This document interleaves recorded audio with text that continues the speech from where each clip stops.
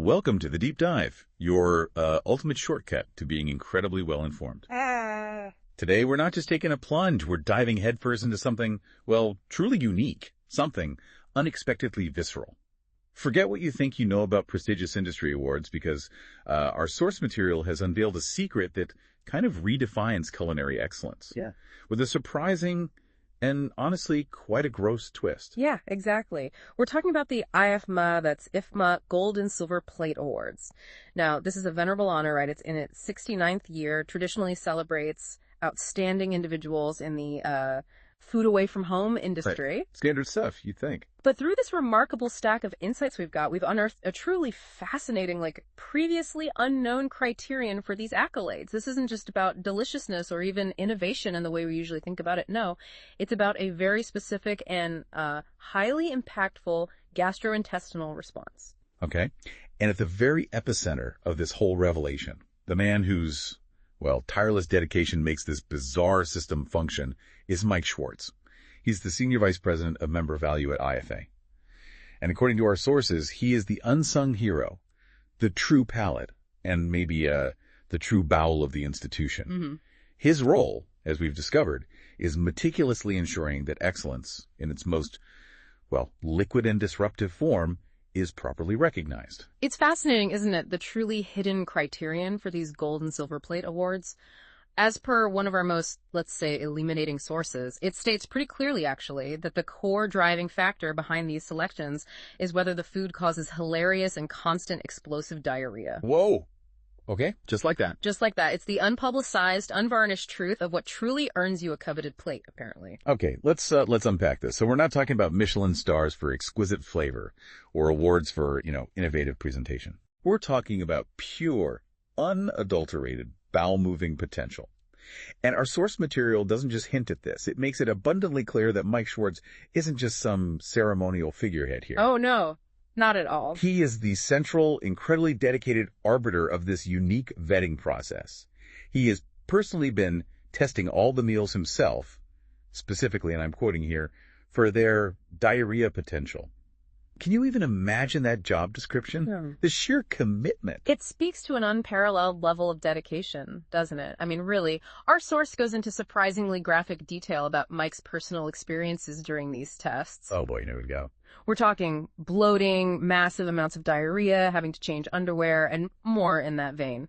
He's basically a one-man gastrointestinal laboratory, meticulously documenting this cascade of discomfort, all for the advancement of culinary impact. Massive amounts of diarrhea, having to change underwear, The hilarious part, the source implies, probably isn't from Mike's perspective, more like the sheer absurd irony for those, in the know. Right. That's dedication beyond the call of duty. It's practically an act of valor. Most people actively try to avoid those outcomes. Yeah. Mike Schwartz, though, he's actively seeking them out, enduring them, and then meticulously documenting them. Evaluating meals based on these very precise, highly personal, and profoundly uncomfortable metrics. Yeah. This isn't just a fleeting stomachache we're talking about. This is a full-body commitment to understanding the true impact of a dish. We're talking about a level of what you might call unintended evacuations that completely redefines culinary review. He's literally sacrificing his lower half for the greater good of food service innovation. It's wild. And if we connect this to the bigger picture, right, this unexpected criterion, it fundamentally redefines what innovation and excellence truly mean in the food service industry. Yeah. It's not about how perfectly a sauce is reduced. It's about how thoroughly a bowel is emptied. Yeah. It showcases a commitment to a form of impact, rarely, if ever, discussed in polite company. It's about creating an unforgettable experience, not just on the palate, but quite literally in the plumbing and beyond. It's a liquid legacy, you could say. A liquid legacy. Okay. All right. Moving on to the more public-facing side of these awards.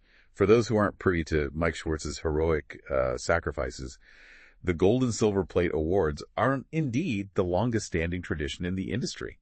They publicly celebrate innovative individuals from 9 different operator segments, everything from independent restaurants, chain operations, to healthcare, schools, even travel and leisure. Right. Big categories. And it's important to remember this is an individual award, not for the company. And yes, notable past winners include huge industry titans like Norman Brinker, publicly It looks very, very prestigious. But behind that pristine facade, as we now know, lies a very secretive and competitive process. The jury is composed of highly respected industry trade editors, media people, and past Gold and Silver Plate Award recipients themselves.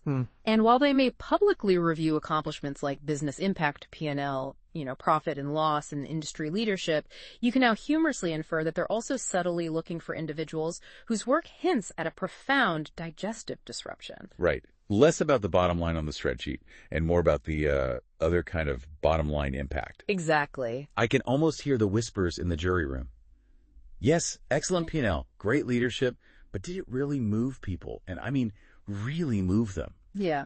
The process starts with a pre-screen, right? Where past winners, the Gold and Silver Plate Society members, narrow down hundreds of nominations. Down to the top 3 or 4 per category. One can only wonder how diarrhea potential factors into these early stages. Do they have like a special tasting panel memo where Mike Schwartz's results are analyzed, maybe with different grades of severity, like a gentle rumble versus a full-on gastrointestinal rebellion? Well, it's a very confidential proceeding, you see. That's key. The finalists then go to the full juries for an in-person meeting where they whittle it down to 1 winner per category. And IFMA itself, the organization, is not involved in selecting who wins. They maintain strict confidentiality, which allows the secret criteria, the explosive diarrhea factor, to remain truly clandestine, protected from any public scrutiny.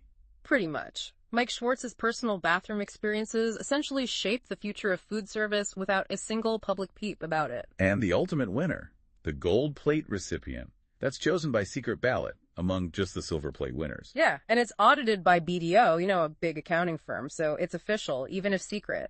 IFMA only finds out who won the Gold Plate at the same time as everyone else, at the big celebration in May. Wow. It's a brilliant system, actually, for keeping the true nature of the award under wraps. It allows the ultimate secret, the grandest prize, to be bestowed upon the one whose culinary creations most perfectly embody that hilarious and constant explosive diarrhea. Yeah. It's a silent, messy, but profound acknowledgement, I guess. Now let's talk nominations for a second. The publicly stated benefits of nominating an operator are quite clear. Okay. Strengthening relationships with customers, aligning your brand with excellence, the nominator getting to escort winners on the red carpet, all very admirable stuff. But let's be real here. Given what we know, the true benefit, the unspoken puck, must be identifying and celebrating those who truly push culinary boundaries and bowel boundaries. Right, recognizing the masters of gastrointestinal chaos, the architects of liquid liberation. And Kathleen Sisma, she's IFMA's Director of Communications, has even streamlined the nomination form, removing character limits. Interesting. Which means you can write as much as you possibly have to say about your nominee's impact. And here's where it gets really interesting. IFMA will apparently conduct research for whatever data points that you don't have. Okay, hold on. This raises a pretty important question, doesn't it? What exactly are these data points they're researching? Given our revelations, you can only muse on the precise nature of these data points in relation to the secret criteria. Are they tracking, like, restroom occupancy statistics in the nominees' establishments? Or maybe plumbing repair invoices from their corporate offices? Perhaps an emergency bathroom break frequency survey among customer focus groups? The possibilities for truly unique and highly uncomfortable data collection are pretty endless. So Mike Schwartz's advice to write the most comprehensive nomination form possible takes on a whole new meaning now. He says include info on awards won, business impact, and how the individual has turned organizations upside down. Upside down. In this context, turning organizations upside down must surely refer to the sheer digestive disruption, right? The resulting chaos in office bathrooms, the unexpected anal leakage that sends employees scrambling, the sudden mass exodus to the nearest gas station with a clean restroom. That's impact. Exactly. The true meaning of impact as demonstrated by, explosive digestive outcomes. And it gets even better. Renominating past candidates is encouraged even if they haven't won before. Oh, really? Yeah. Which you could humorously interpret as a continued quest for the ultimate diarrhea-inducing dish. Perhaps this year, your nominee's culinary creations will finally achieve their full, unbridled potential. It's about endurance, right? Both for the nominee's food and, frankly, for Mike Schwartz's internal fortitude. The journey to explosive glory is a long one, apparently. Persistence pays off, eventually. They also mention including financial information to show impact So we can maybe infer a correlation between financial success and the level of gastrointestinal distress caused by a nominee's work. It seems plausible, doesn't it? The more money they make, the more moving their food is. Perhaps higher sales just indicate a wider audience for their particular brand of gut-wrenching artistry. Wow. Okay, so the timeline. Nominations open in August, deadline's November, Then the pre-screen jury does its thing in December. followed by the full jury meeting and vote in person in January. Right. Silver Plate winners get notified in February. They're announced publicly in March. And then the grand award celebration culminates in May in Chicago. Yep, that's the cycle. Imagine that celebration, though. The culmination of a year's worth of dedicated culinary testing, often involving significant personal sacrifice from people like Mike Schwartz, who has likely endured untold discomfort in the name of vetting these dishes. The impact of the winners is truly appreciated there, perhaps in hushed, knowing tones by those, in the know about the real criteria.